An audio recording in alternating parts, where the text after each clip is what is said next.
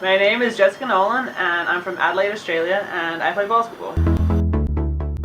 Coming from a country where you don't play for your school, like it's been really different, like kind of learning the American way of sport.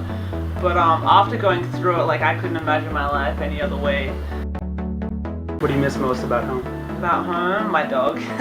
My dog, family, friends, my favorite foods that I can't get here. There's so many things Like that... Vegemite? Vegemite. I mean, I have to have my parents ship stuff to me every now and again. It's one of the things that you've had to overcome that's like been the hardest for you. The hardest for me, I think, is when things aren't going well, if I'm having like a bad practice or something in school's not coming along well, like if I'm just in a bit of a down spot, it's really hard to bounce back when you don't have your family close by. So I think if you're mentally weak, you would pack in and go home. I don't think you'd be able to last here, but I think if you're strong enough and you have the right friends around you and really good teammates to understand and help get you out of it.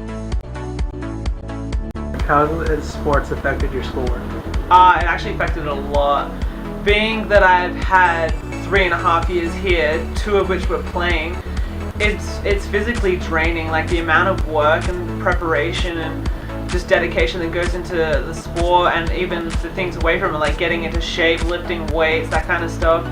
You're physically and mentally drained. Do you remember one of the moments that made you smile the most?